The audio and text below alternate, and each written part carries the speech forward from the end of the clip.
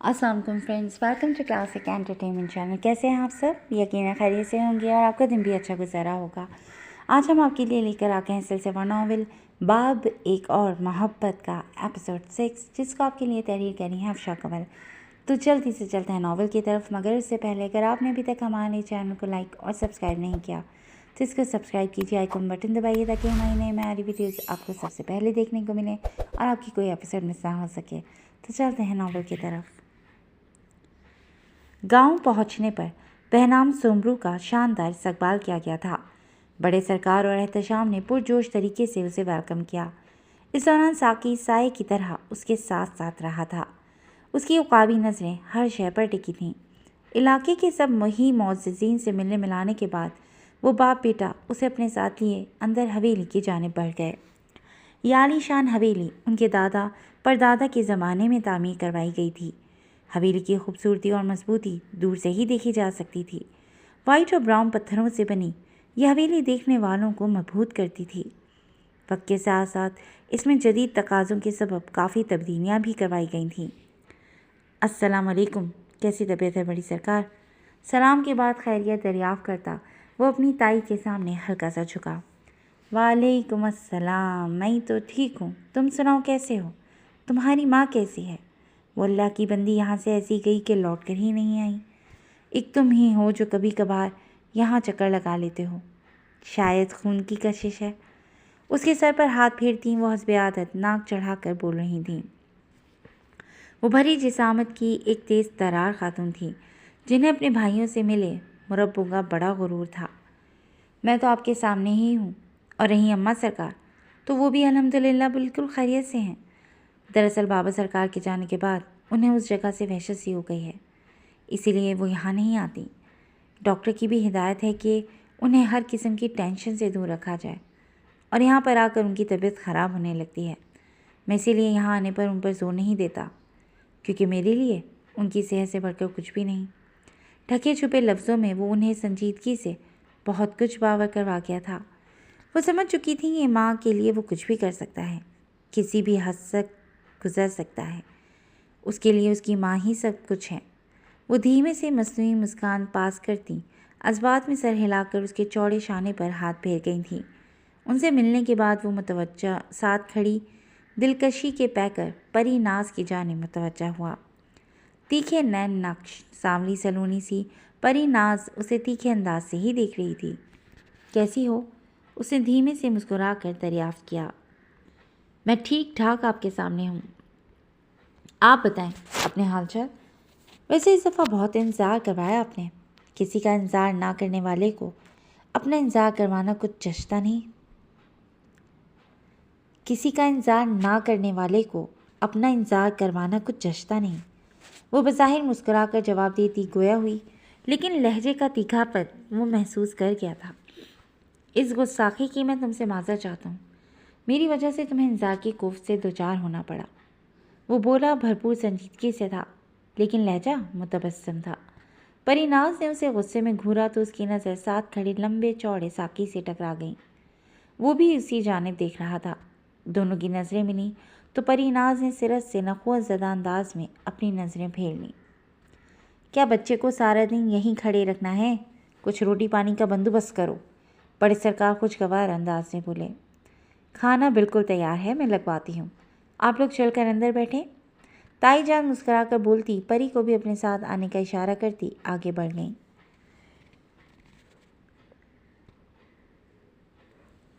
भाभी और बच्चे घर पर मौजूद नहीं हैं क्या? वो सोफे पर पीछे की जानिब रिलैक्स सा टांग पर टांग रखे बैठा पूछने लगा। एहतशाम न सिर्फ शादीशुदा था बल्कि दो बच्चों का बाप भी था।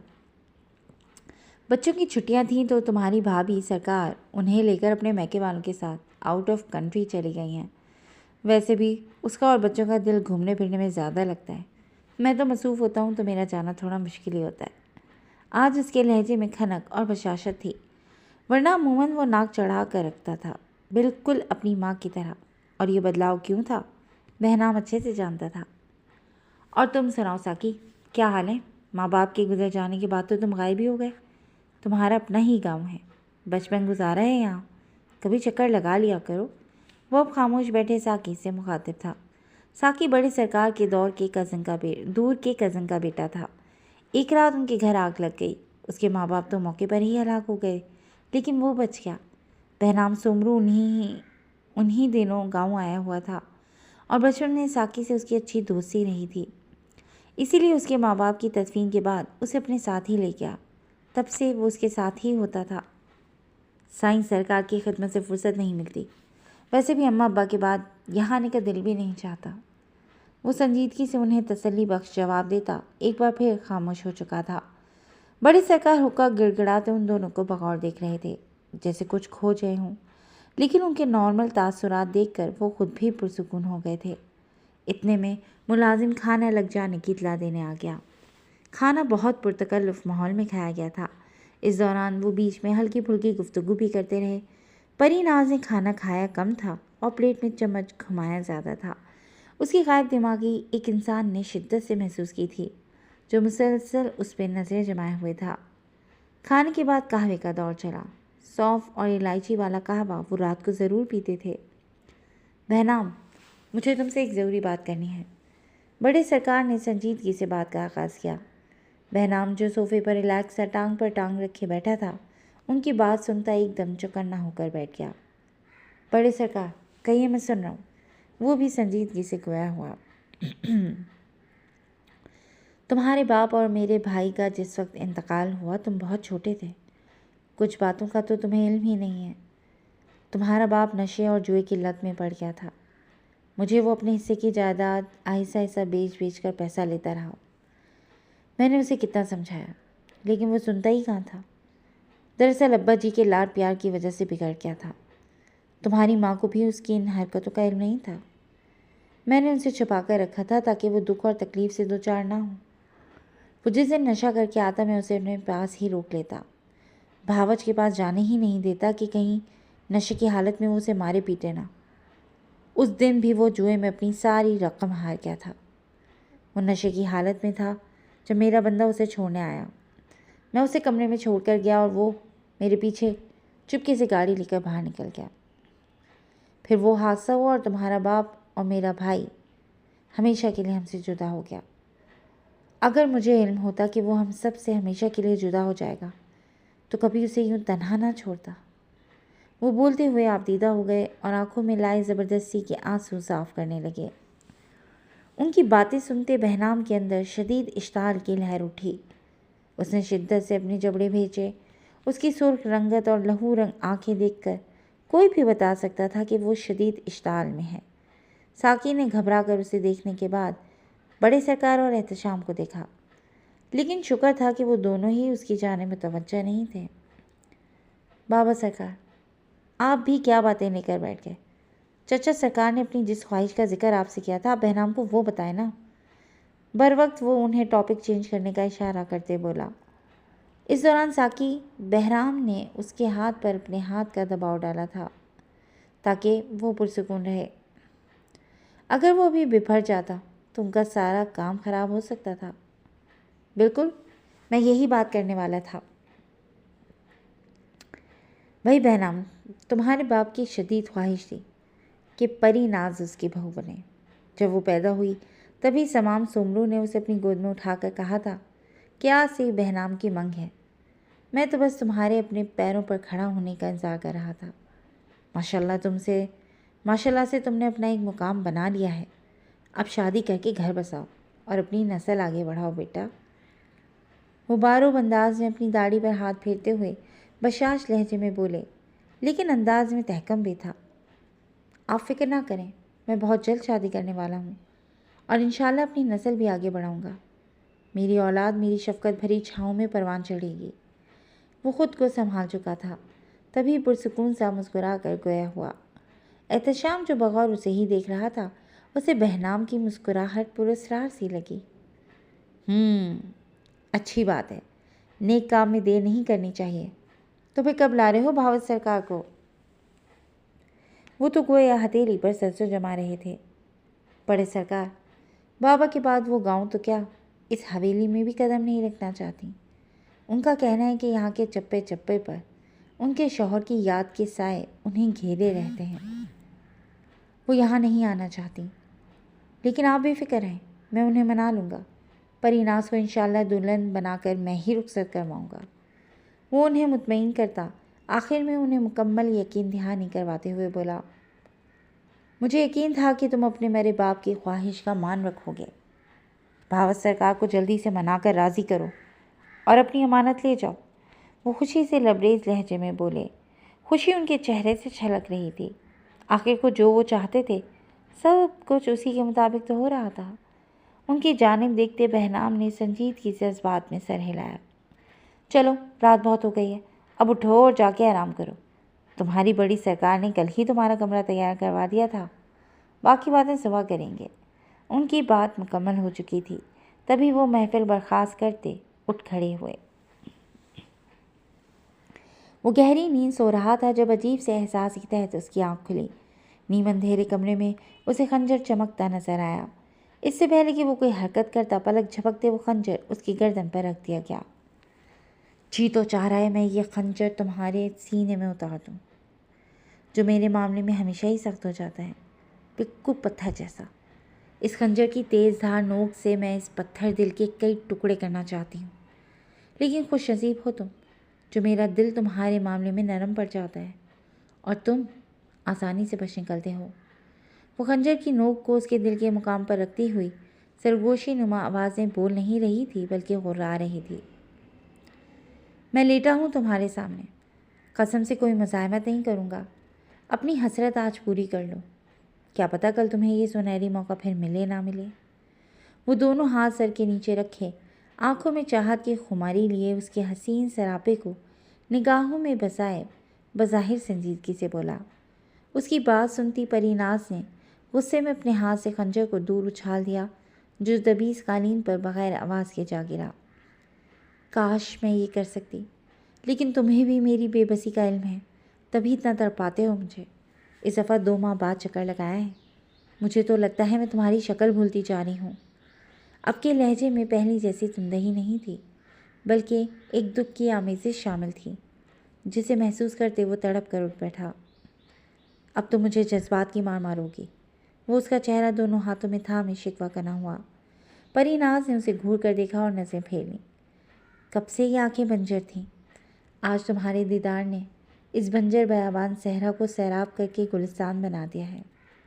محبوب ناراض ہو تو محب کے دل پر کیا گزرتی ہے تم سوچ بھی نہیں سکتی۔ مجھے اپنی بے رخی کی مار مت مارو۔ جب ان آنکھوں میں اپنے لیے اجنبیت دیکھتا ہوں تو جی چاہتا ہے یا تو تمہارا غصہ تھم جائے یا میری سانسیں۔ گمبھیر سرگوشانہ لہجے میں بولے گئے یہ الفاظ نہیں تھے، پری ناز کی زندگی کی حیات تھے، لیکن آخری جملے پر اس نے دہل کر اپنے محبوب کو دیکھا۔ وہاں محبت کے انوکھے رنگ رقم تھے۔ ان نظروں میں اتنی چمک تھی کہ وہ ان نظروں کی تاب نہ لا کر پلکوں کی گھنی جھالر گرا گئی۔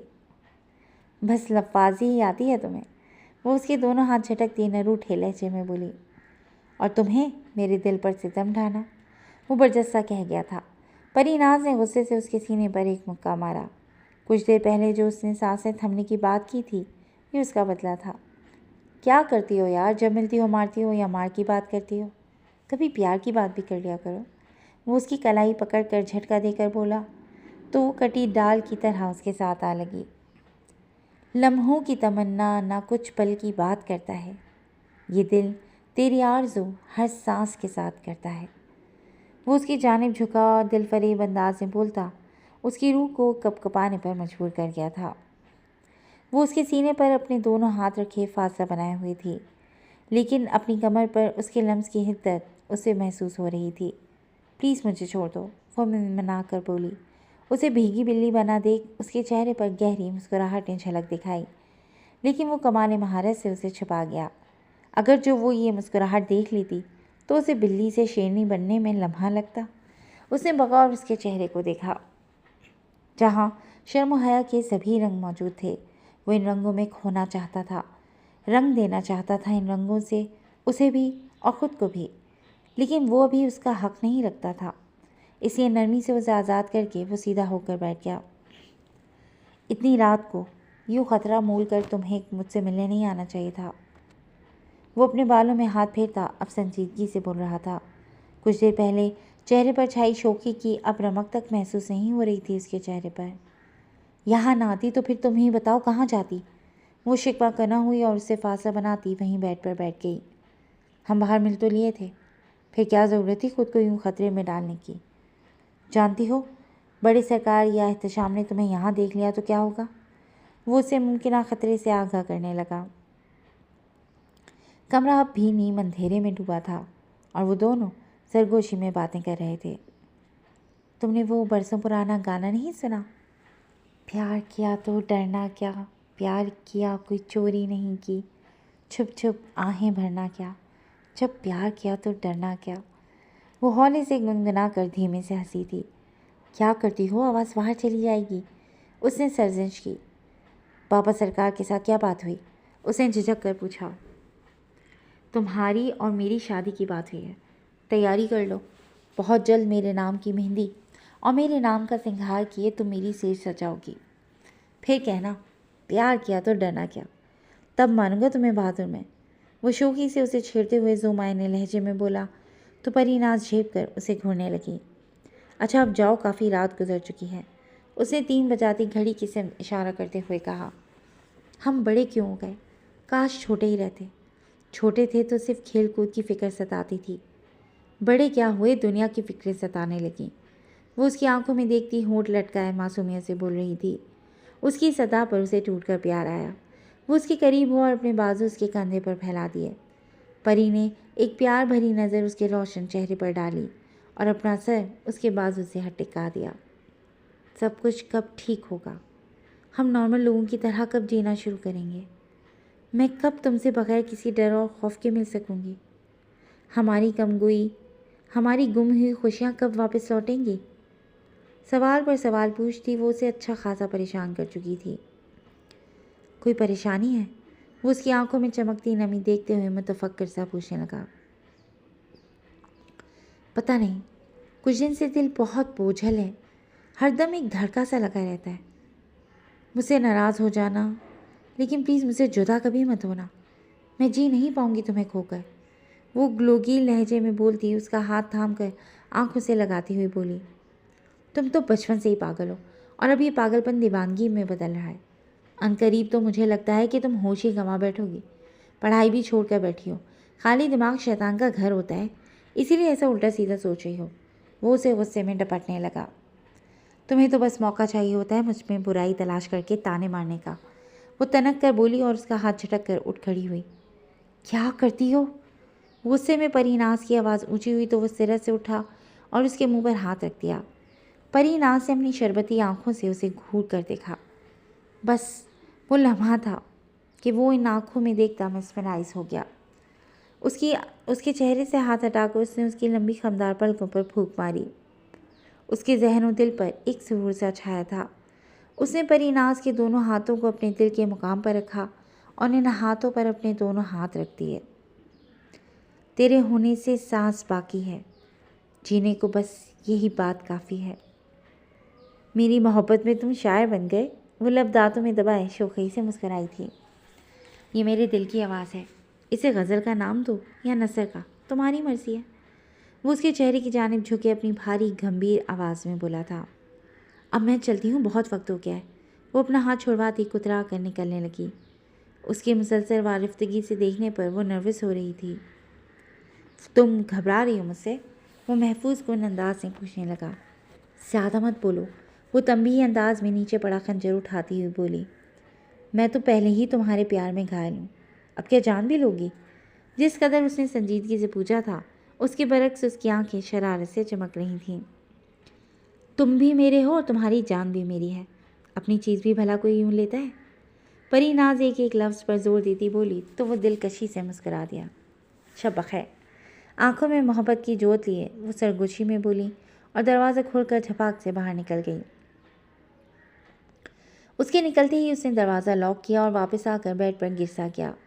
अब उसके चेहरे पर मुकम्मल सर्दपन था और आंखों में सोच की परछाइयाँ नुमाया थीं। तुमने उसे गांव जाने ही क्यों दिया?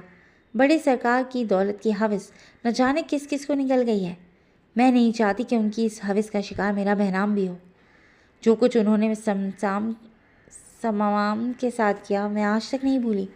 سب کچھ تو لے لیا انہوں نے، اب کیا باقی بچا ہے؟ ایک بیٹا ہی ہے اور وہ بھی بھاگ بھاگ کر ان کی جانب دوڑا جاتا ہے۔ تم روکتے کیوں نہیں ہو اسے؟ وہ غصے میں بولتی آخر میں سراج کھوکر پر خفا ہونے لگی۔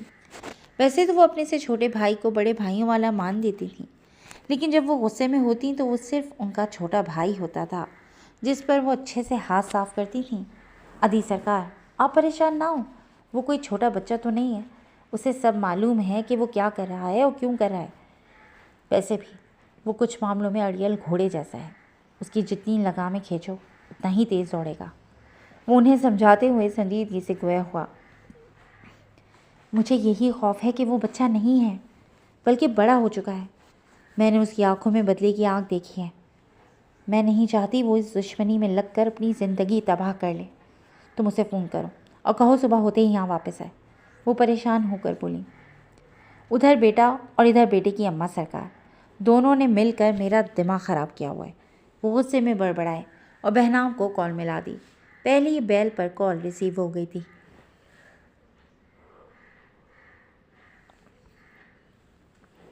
مل لیا اپنے بڑے سرکار سے؟ وہ طنزیہ پوچھنے لگے۔ آپ تو یوں پوچھیں جیسے سب باتوں سے لا علم ہوں۔ اسے اچنبھا ہوا۔ بھائی مجھے تمہارے اور تمہارے ارادوں کا مکمل علم ہے، لیکن مسئلہ یہ ہے کہ تمہاری ایک عدد ماں بھی ہے جو خوش قسمتی سے میری بہن لگتی ہے، اور اسی بہن نے مجھے باتیں سنا سنا کر میری زندگی اجیرن کر دی ہے۔ تو اب تم مہربانی کرو اور ان سے بات کر لو۔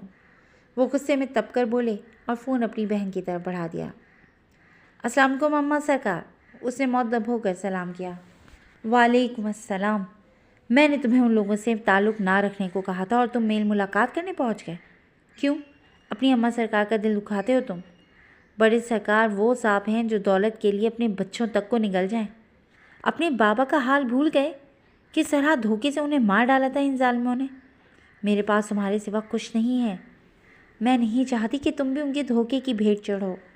فکر اور غصے کے ملے جلے تاثرات بھرے انداز میں کہتے ہوئے آخر میں ان کے لہجے میں نمی گھلی تو بہنام تڑپ اٹھا۔ آپ میری فکر نہ کریں، آپ کا بیٹا بچہ نہیں رہا، وہ سانپ کا سر کچلنا جانتا ہے۔ میں نے جان کر آستین میں سانپ پالے ہیں تاکہ وقت آنے پر ان کے پھن کچل سکوں۔ ویسے بھی دشمن کو اپنے قریب رکھنے میں بھلائی ہے۔ انہوں نے جس دھوکے سے میرے بابا کو ہم سے چھینا ہے نا، میں انہیں اسی دھوکے کی مار دوں گا۔ انہوں نے بہت ظلم کیا اماں سرکار، اور ظلم جب حد سے بڑھے تو پھر ختم ہو کر مٹ جاتا ہے۔ وہ میرے بابا کے ہی نہیں، کئی اور جانوں کے بھی مقروض ہیں۔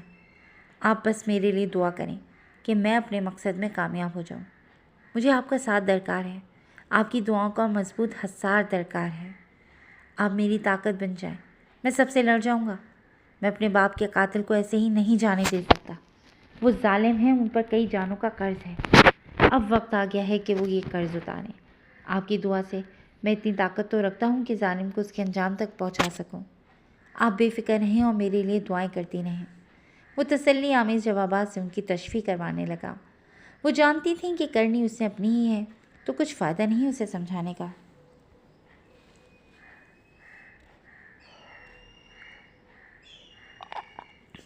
چلو، جو تمہیں بہتر لگے تم وہ کرو، میری ساری دعائیں تمہارے ساتھ ہیں۔ میں نے تمہاری بات مان لی، اب تم میری سنو۔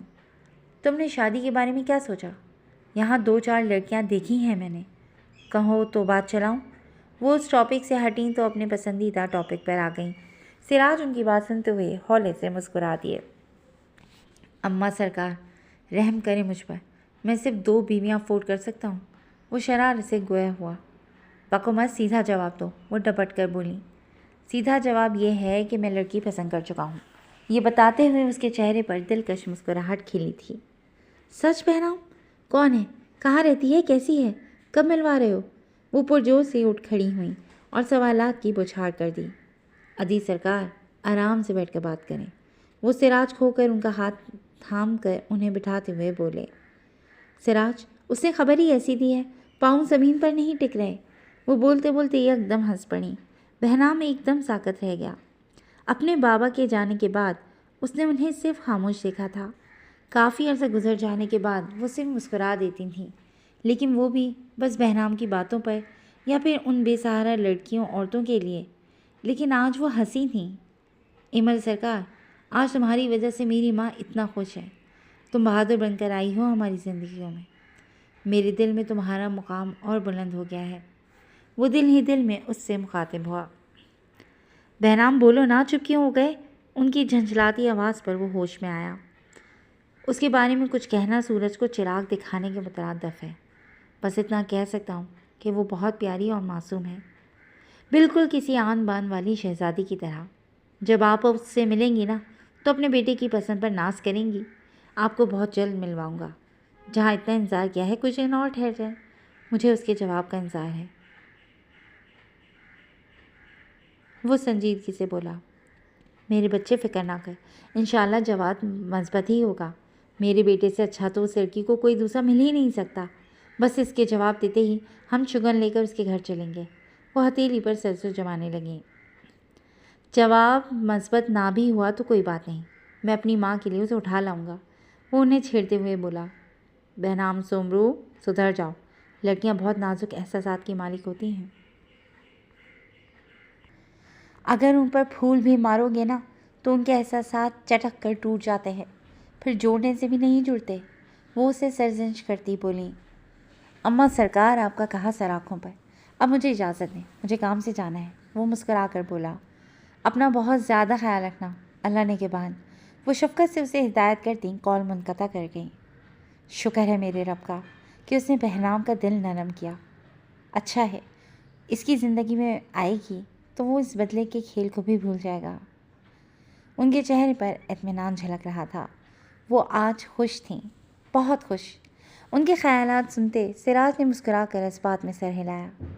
اب وہ انہیں کیا پتا تھا کہ بہنام بہت آگے نکل چکا ہے۔ وہ بدلہ لیے بغیر واپس نہیں لوٹے گا۔ جی فرینڈز، آج کے لیے بس اتنا ہی۔ کیسی لگی آپ کو آج کے ایپیسوڈ؟ ہمیں اپنی کمنٹ سیکشن میں قیمتی رائے سے ضرور آگاہ کیجیے گا اور جڑے رہیے گا کلاسک انٹرٹینمنٹ چینل کے ساتھ، جہاں بہت جلد ہم ایک نئی ایپیسوڈ لے کر حاضر ہوں گے۔ چل دین ٹیک کیئر اینڈ اللہ حافظ۔